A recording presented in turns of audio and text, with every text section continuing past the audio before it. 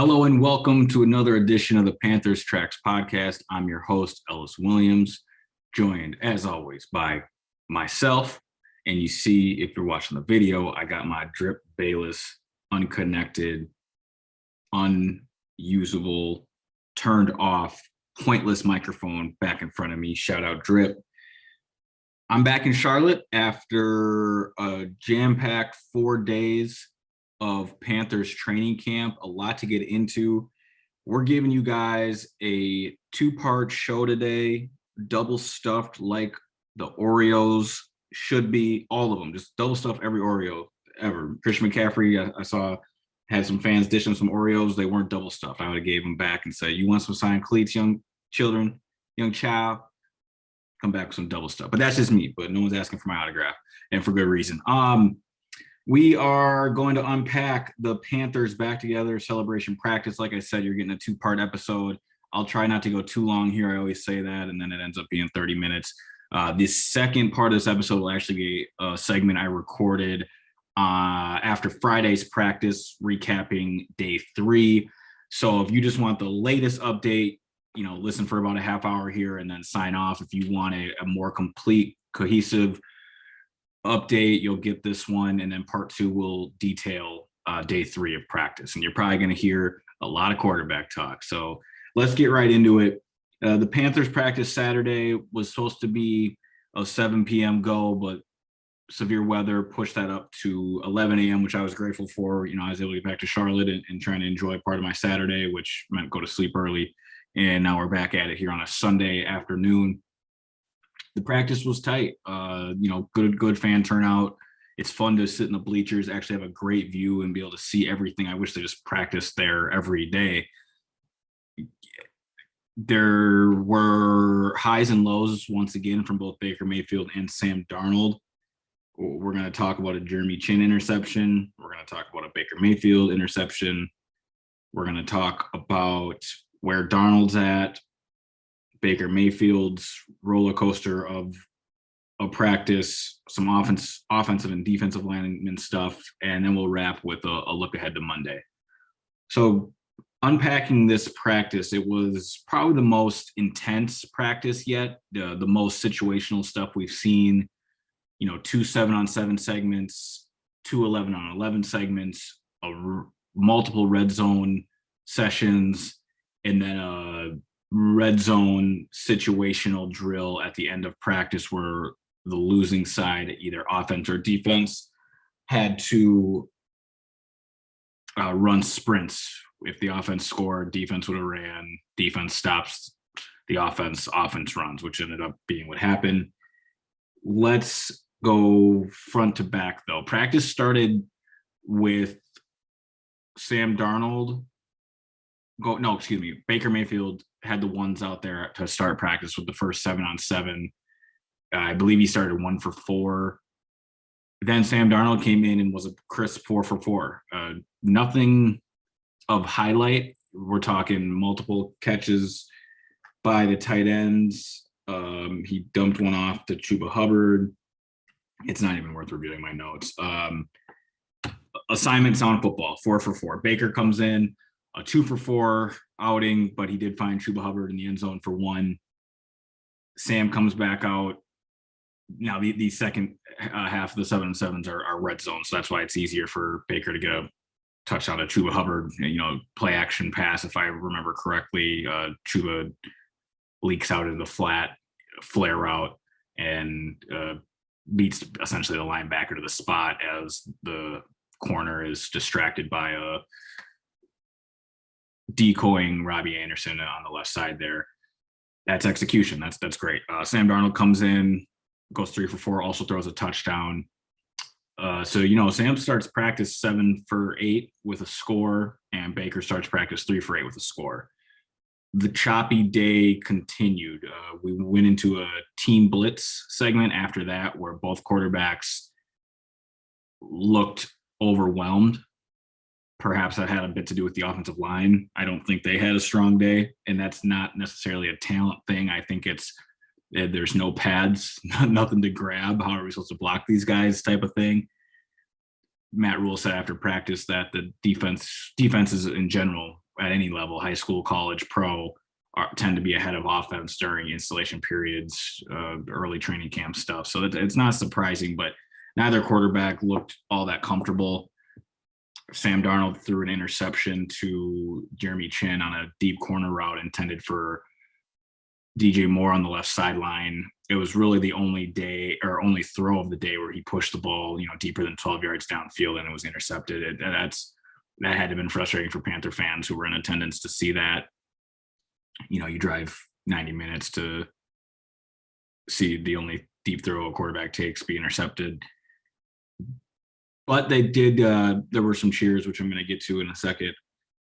The rest of the day for Sam was uneventful. He continues to demonstrate understanding of the offense. He knows where the quick hits are. He knows where the outlets are. Ben McAdoo has given him easy, simple answers to the test that is the defense.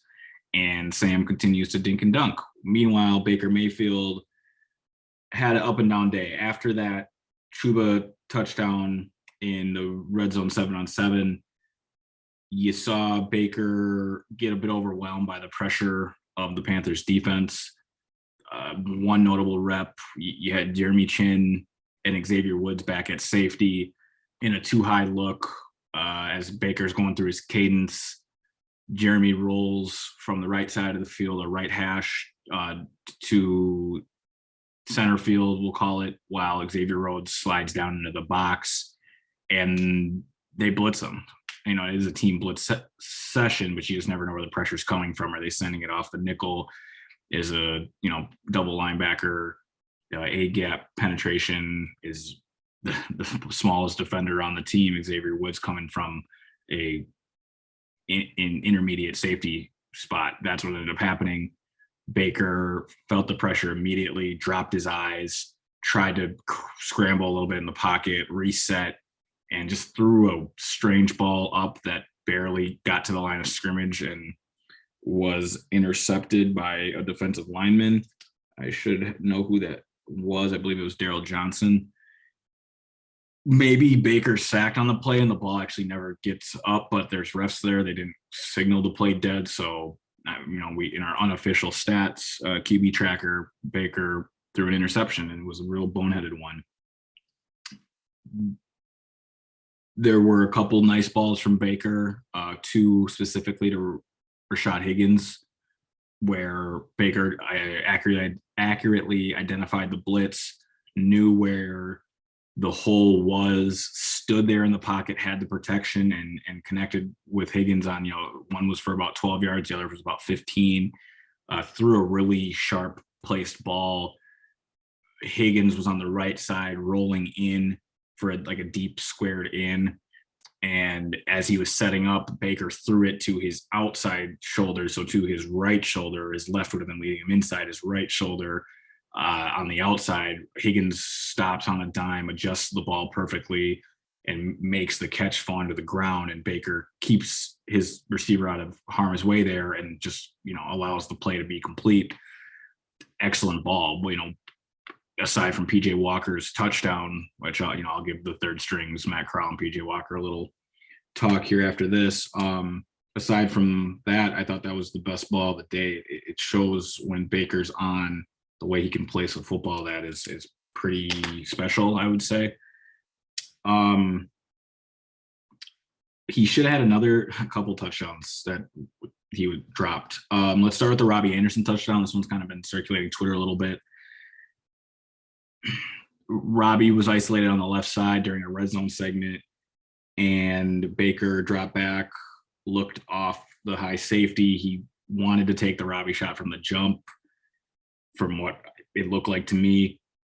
Robbie cooked Dante Jackson off the line. These two had a earlier dispute in practice when Dante was flagged for pass interference, and Robbie, kind of let him hear about it and posed in his face while Dante was yapping.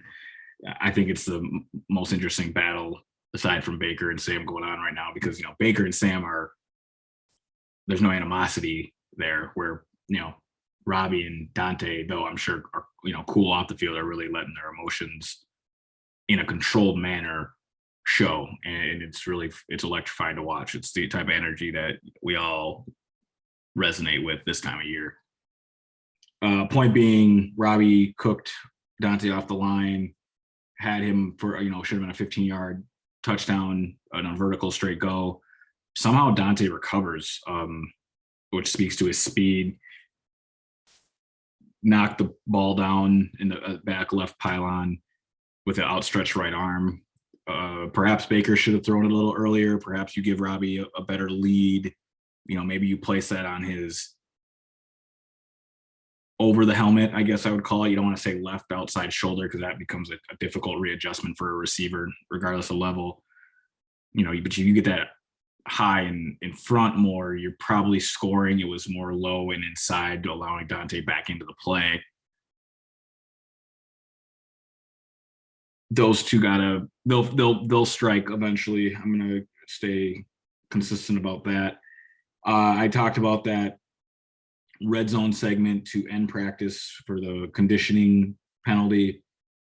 Real interesting sequence there. Baker got him down to the 1 yard line on let's back up. Baker faced a third down and hit C.J. Saunders on a short in route from the slot. Saunders is down probably 2 yards short of the sticks. It's fourth down. Terrace, Marshall, and I believe Rashad Higgins were in, but because it was fourth down, Ben McAdoo takes a timeout, gets Robbie and DJ and CJ and Christian back on the field for a 4th and 3. Panthers run an angle route. Anyone watching, it's, my pointer finger is Christian McCaffrey. At the snap, he diagonally darts towards the line of scrimmage, squares up with whoever's in coverage on him, option routes it, acts like he'll go out. Usually he goes in, which is exactly what he did. So, he makes a half diamond there and catches the ball right in the middle of the field, picks up 4 or 5 yards, first down Panthers. They run the ball immediately after that. It looked like maybe Christian scored. Baker celebrated as if Christian scored. Ref called him down. Third down, play action pass. Baker boots right. Has Chuba Hubbard in the flat for an easy walking touchdown. And Chuba just drops it. It goes right through his hands. Fourth down, they try to hit Tommy Trumbull on a little spot up left flare out type of settle route, and it's just in traffic and Tommy can't come down with it and they don't score. So it shows how critical it is capitalizing when you're down there in the moment, because you don't know when you're going to get another chance or if another play will work.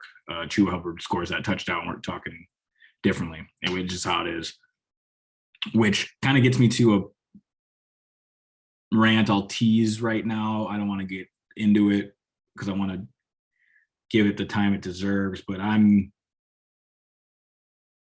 it's going to sound obvious to most of you probably, but I don't know who the Panthers touchdown scorers are. I don't know who their bucket getter is down there in the red zone.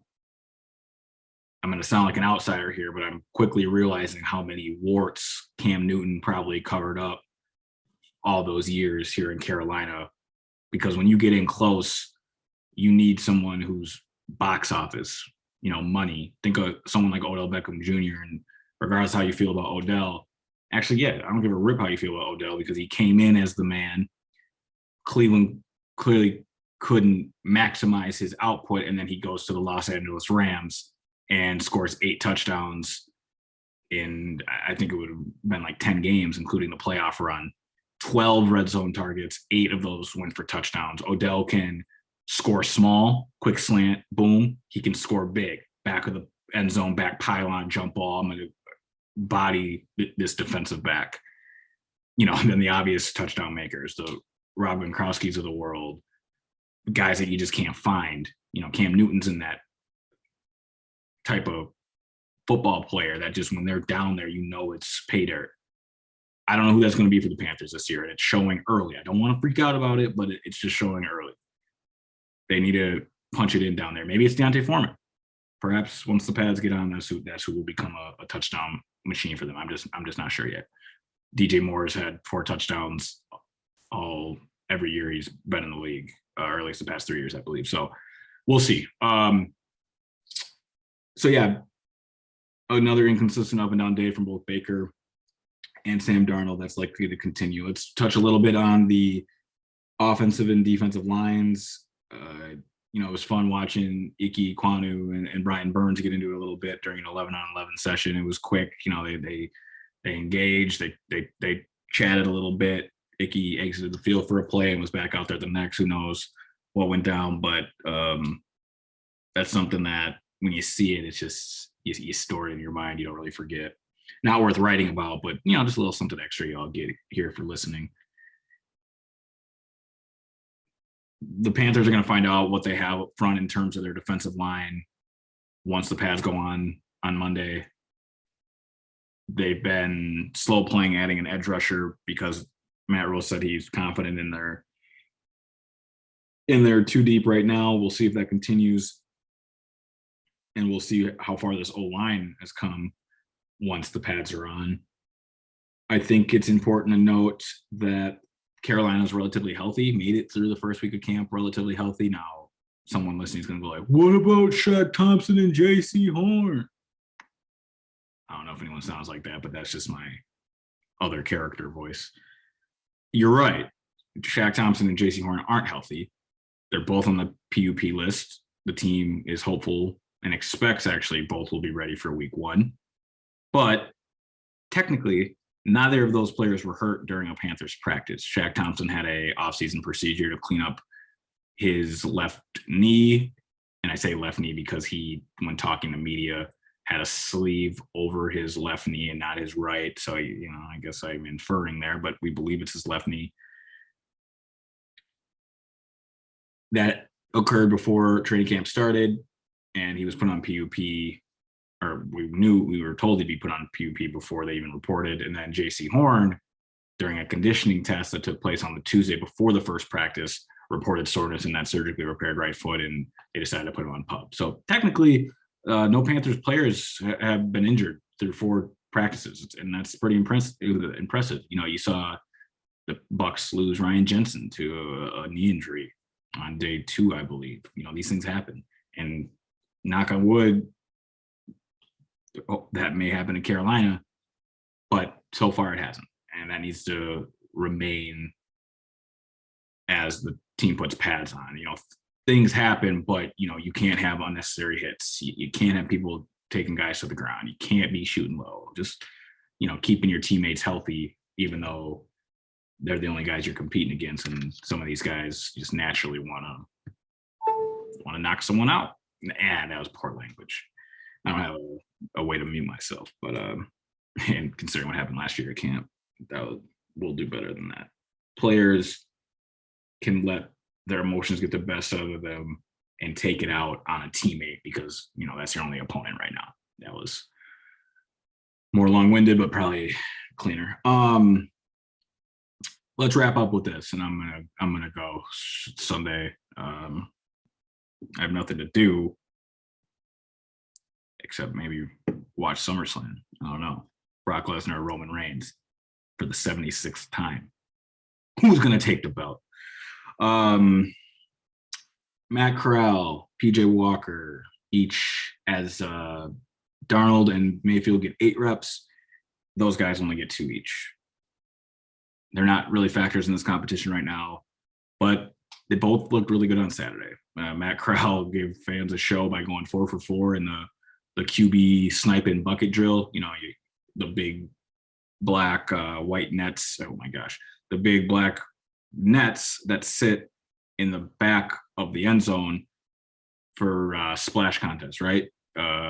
They just quarterbacks take a drop and then have a target they need to hit. And Matt Corral went 4 for 4 while all the other quarterbacks missed more than they made. And the kid's got just a clean, reliable release, no wasted motion. It's crisp.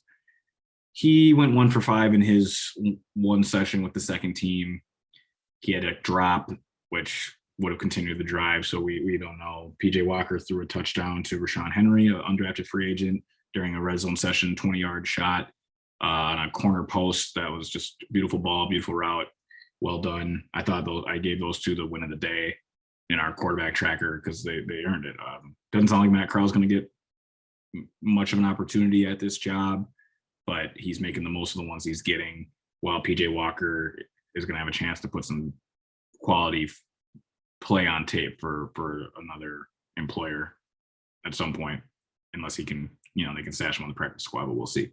Day 3, we saw a little more competition from the quarterbacks, in the sense that the Panthers are revving this up. They are putting these guys in situational drills.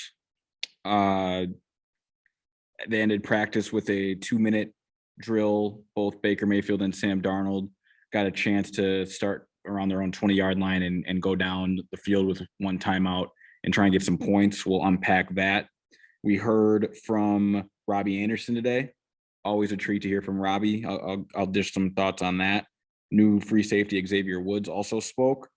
And Shaq Thompson, who is on the PUP list. We didn't think we would hear from him all through camp, but he was generous enough to come to the podium and dish on what it's like to be on the sidelines for really the first time in his career during a training camp. So all that and more on the Panthers Tracks podcast. I don't know why I'm treating this like an intro. I don't got no music to drop or no ad to place. If anyone's trying to sponsor this podcast, feel free. This is where I would plug you right now. But since I have nothing, I am Minnesotan. If you guys didn't know, sometimes that does creep out. I did Charlotte Sports Live last night, and Carla reminded me of Woofta. And I haven't heard someone say Woofta in a long time. I had a friend growing up who would always say Woofta. And if you're listening, you probably have no idea what the heck I'm talking about. So I'll chill on that.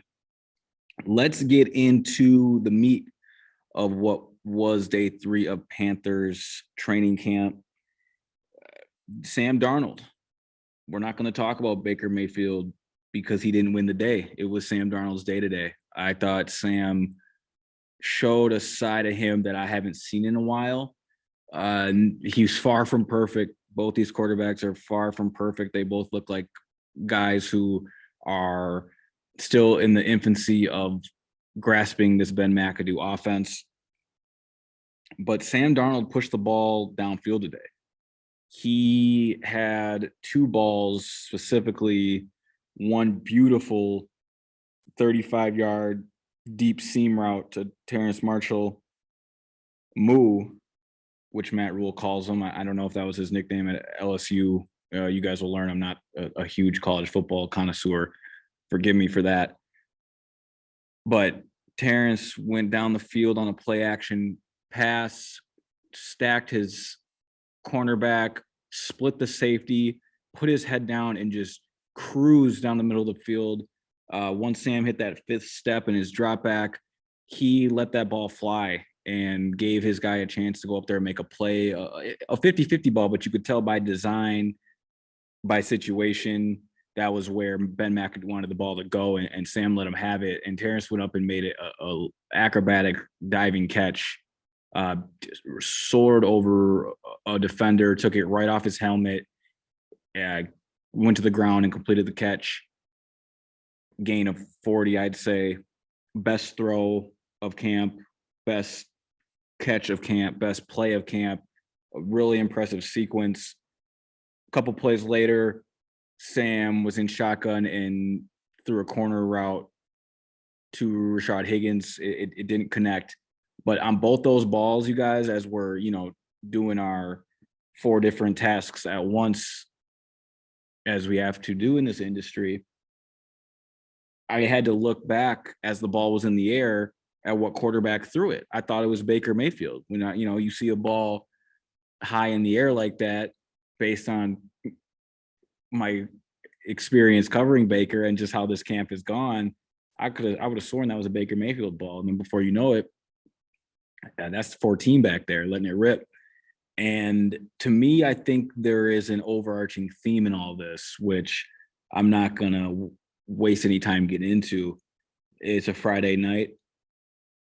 I have nothing to do, but these podcasts have been probably a little longer than I anticipate, but I just like ranting to y'all. I like opening it up. So what I'm learning about this competition is there's early signs that Baker and Sam are pushing each other to have each play outside their comfort zone. They're forcing each other to do things that the other does well. I can envision Baker and Sam sitting in the quarterback film room with Ben McAdoo and Sean Ryan and seeing Baker drive the ball downfield and noting, all right, I need to get that in my bag. And Baker sees Sam check the ball down efficiently and consistently make the right read. He goes, okay, yeah, that's where the ball should have went right away. That's where that should have went.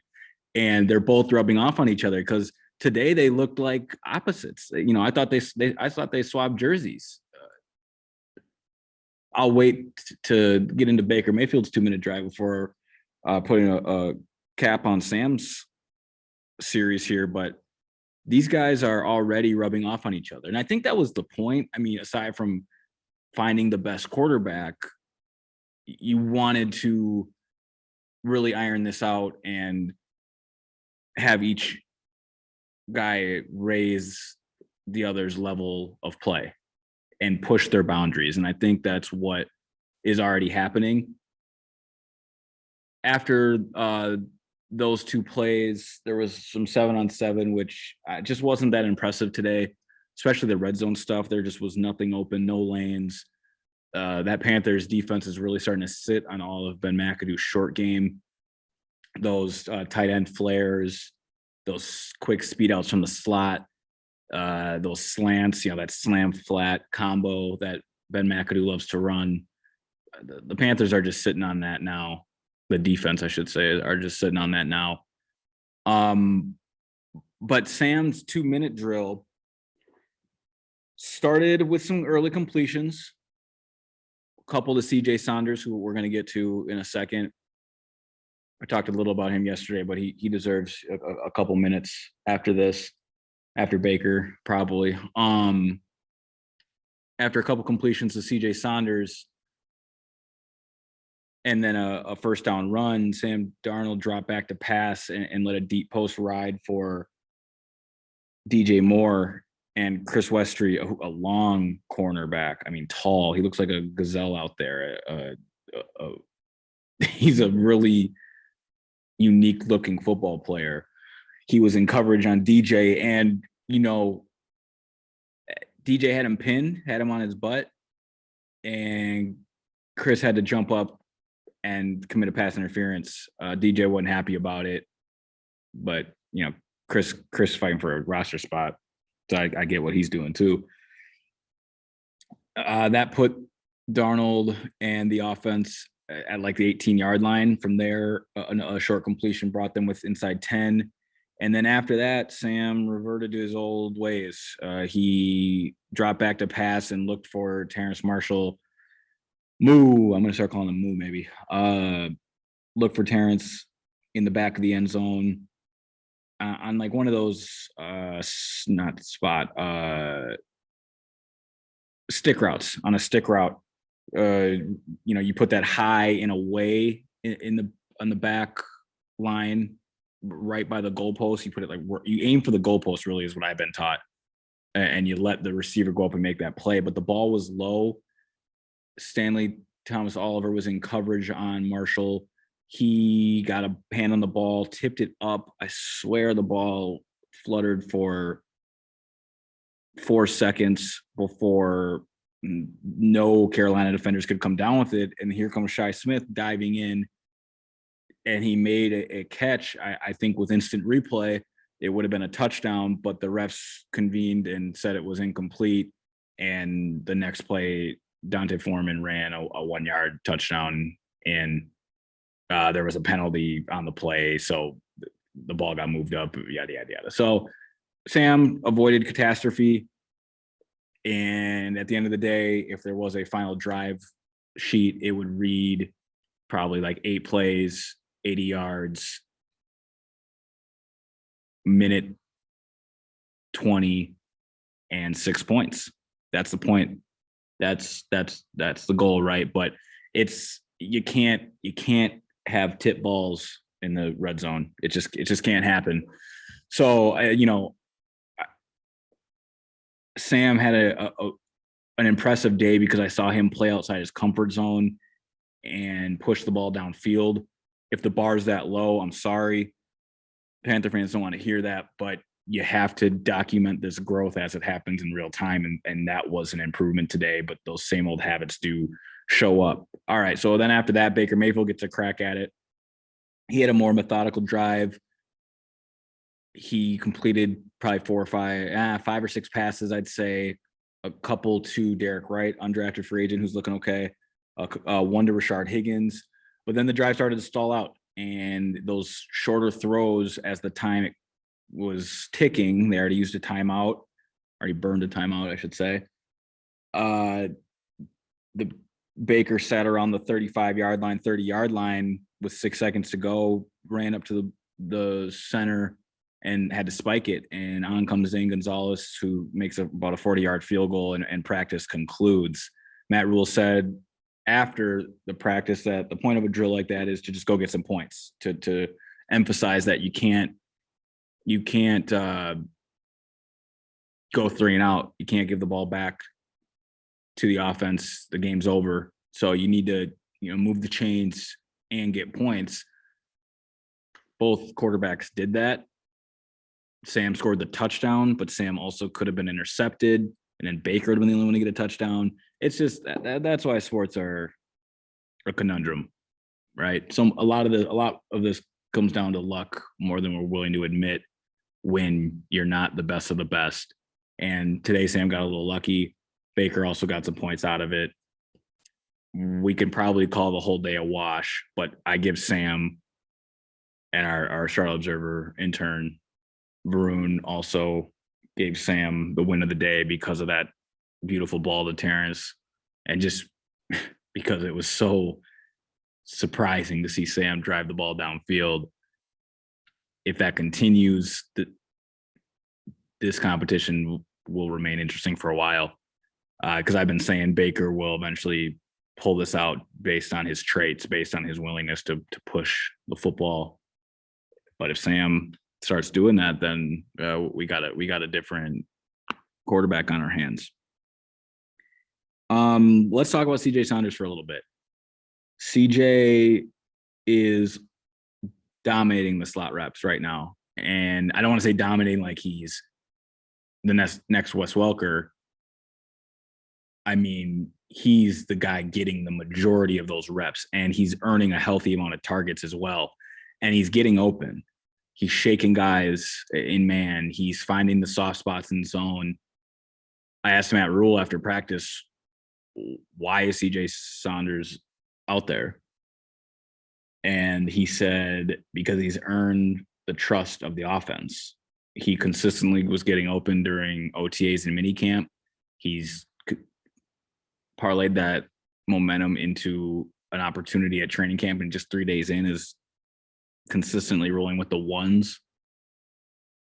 The next challenge for CJ will be keeping up this pace of play when the pads are on. It's directly from Matt Rule there. Rule also said Shi Smith is working out in the slot. He said, DJ, Robbie, Marshall are all comfortable there, but reps suggest that Carolina wants to distinguish what it has in Saunders before giving other players a chance. It's a bad sign for Brandon Zylstra, bad sign for a couple other receivers trying to make this roster, perhaps Rashad Higgins. But Saunders is fun to watch. He's got a lot of wiggle to him. Healthy hands, strong hands, great shake. He's going to be someone I keep talking about and keep watching. I mean, he was at Ohio State just a couple of years ago. In 2020, he was a graduate assistant, applied for a 6th year of eligibility, was denied.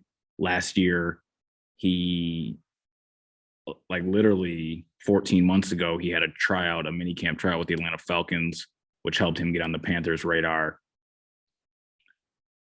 he spent all last year on the Panthers practice squad, and now here he is. We'll see where this goes, but watch out for C.J. Saunders, y'all. I know some of y'all were already on this. Seeing it every day. The young man's impressive. Robbie Anderson spoke today, staying on the receivers. It's always fascinating when Robbie talks. I think Robbie is a guy who is misunderstood. I think he's wholesome. I think he's extremely observational, very intuitive, feels and understands everything. He's connected to life. He's connected to humanity. He's grounded. He's humble. He's rooted in South Florida, where he's from, connected to that community and his neighborhoods there, giving back in charitable ways as much as he can. He had a football camp this past weekend in Palm Beach, which was why he was not able to be at the Sam Darnold throwing session, which included, of course, Baker Mayfield and Matt Corral, PJ Walker, DJ Moore, Christian McCaffrey, because he had prior obligations, prior commitments. He spent the Thursday of that week at a juvenile detention center, a youth academy, where he posted about speaking to the kids of that area and wishing them and hoping them the best when they get out and get their second chance, and that they can go out and succeed and be healthy. The young man, Robbie, just gets it. He's a unique individual who I respect a lot. And all of that is worthwhile in this walk of life, in this game we're all playing. The real Grand Theft Auto. That's a Ye quote. But that doesn't mean anything on a football field. Now, don't get it twisted. I think Robbie is extremely committed to the game of football and has every intention to get back to his 2020 form. But it hasn't materialized yet here in camp. I have not seen a rapport develop between either him and Sam Darnold or him and Baker Mayfield yet in this Ben McAdoo system. The ball is not coming his way. He got 2 reps today to start the 7-on-7 session, and Terrence took his spot 2 reps in. I mean, that was probably planned. It's not like Robbie did anything wrong. But he just, he's been quiet. We'll see where that goes. I'll say this to any fantasy football players out there: I would grab Robbie on the cheap, on the low, if you like root for the Panthers and want to watch a guy that you have and don't have the first overall pick.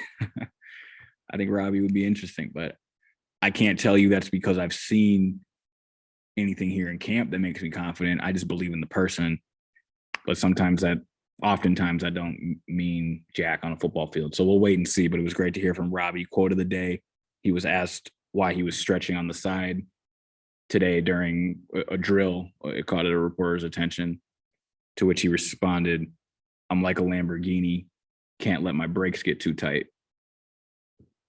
I like that. He's a swaggy dude. We'll see what happens the rest of camp. Robbie's a person we're always going to keep an eye on. Switch into the defense real quick. We got to speak to Xavier Woods today. Xavier was dealing with a family matter all throughout OTAs and minicamp. He was not in Charlotte for any of that. He wishes he could have been there, he said, but he was following everything remotely. Every rep he saw via a team-issued iPad, the All-22 film. He was on the phone with coaches as much as he could, learning the playbook, breaking down reps, understanding scheme and concept. And he looks good out there. He speaks with a self-confidence that I admire. Someone asked him today, what's it like playing next to, a blue chipper like Jeremy Chin? And he responded, well, I think we're both pretty damn good. He may be right. And then more astutely, he mentioned that for them to play the type of ball they want, they need to become one. They need to be master communicators and trust each other. And that'll take time. But the Panthers have bet a lot on Xavier, not in terms of contract necessarily. I mean, it was a 3-year deal, like 16 million, if I'm remembering correctly, something like that. But just they're so thin at safety that this has to work out with Xavier. I don't know who steps in next. Justin Burris. I mean, they've been there, they've done that. They have a lot of hope for Xavier, and it seems like he has come into camp ready to go, and he's not really missed a beat. Of course, we're all watching the quarterback so much more than the defense, if you can't tell. But I felt a real confidence and a calm demeanor to Xavier today that should reassure Browns fans that they've got a nice pairing back there on the back end for these safeties. A couple quick notes to close out. Shaq Thompson spoke today as well. Doesn't sound like he's coming back anytime soon. The goal is still to make sure he's ready for week 1. Shaq wouldn't disclose how the injury happened, why it happened, why he elected to get his cleanup procedure on what I believe is his left knee. He was wearing a compression sleeve on it today. Very quiet about everything.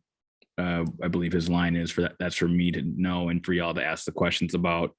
Well, we can't get any answers if you don't answer our questions, which is cool. That's how Shaq gets down. He is embracing the coaching life because he never wants to do it again. He was asked if now that he has a taste of it, would he want to get into coaching in the future? He said, absolutely not. It's too stressful. He's already stressed out enough as a player, which I think sheds a great light on the demanding life that is a football coach and a coach at any level. I mean, you could be coaching peewees, volleyball, baseball, softball. Coaching is a whole nother monster. Even coaches listening right now, tip of the hat, respect to y'all. That's a dedication to a lifestyle of education and teaching that takes real special talents and souls to do that. Shaq has no interest in it. I never did either. It's a demanding lifestyle, and Shaq just wants to get back there on the football field rather than on the sidelines. I thought he made an interesting comment about Baker Mayfield today. He seems to really respect Baker. Him and Baker rode down to camp together, of course. I'm sure most of you saw those photos of them getting out the truck together. He said the way that ride formulated was Baker was texting Shaq, talking smack to him and Dante just about camp, that Baker was going to get after him at camp. And that materialized into him asking for Baker asking for a ride, a carpool down to Spartanburg. And Shaq said, of course, brought Baker up here, and it was a fun car ride, talking life, talking family, talking things outside of ball. And when Shaq was asked what he thinks about Baker talking smack to Shaq and Dante, Shaq responded saying, I love a quarterback that talks smack. That's what Cam did back in 2015 to TD. And to me, that Panther fans should really be excited about that. That's what football's about. Bring that swagger, bring that energy, bring that gas. Does it get Baker in trouble sometimes? Sure. Did it get Cam unfair animosity from the outside? Yeah, it did. But who cares? That's how they are. That's how they get down. That's how they play their best football. I mean, for Baker to come in here and feel comfortable enough to bring that heat to Shaq, I think that tells Panther fans exactly the type of player they're getting. I don't know about the talent, but the mindset, the mantra, the swagger, that's who Baker Mayfield is. And, if Shaq Thompson's comparing his demeanor to Cam Newton, that's probably a good thing. Last note, Christian McCaffrey did not practice today, the day 3, this Friday. morning practice. He was just getting a veteran day, nothing to worry about. Matt Rule said they didn't want him to go hard for 4 days, so they gave him the day off. He'll practice tomorrow for the spectacular back together again NFL celebration fan fest that got moved to 11 a.m. rather than 7 p.m. due to severe weather threats here in Spartanburg. I thought it was interesting Matt Rule said that Christian always has some of the highest usage GPS tracking numbers, even when he takes a day off. So they just are protecting Christian from himself, really, is what I took away from that. And yeah, I think that's going to be a wrap. I might have kept this one under a half hour. We'll see. This stuff flies by. I must just ramble and spit bars as time flies, because I'm tired. I'm hungry. We're going at this again. And then I perhaps will get home for maybe a day back in Charlotte until we're back here again. And we don't stop. We can't stop. We won't stop. That's the fun of it, right? So appreciate you guys listening. Like I said, I'm going to try and get on here as much as I can. It feels like a good, healthy medium to keep y'all updated. I know I like putting my earbuds in and grabbing a podcast when I can on my time, on my terms. And when they're informative, when they're conversational, when you can build a community, it's all that more inviting. So for anyone listening, anyone subscribing, appreciate y'all. Man, I said last night I wasn't going to have a Minnesota Nice segment at the end of every podcast. So that's it. I'm done. Good night. Thanks for listening to the Panthers Track podcast. I am Ellis Williams signing off. Until next time, which will probably be very soon. Take care, y'all.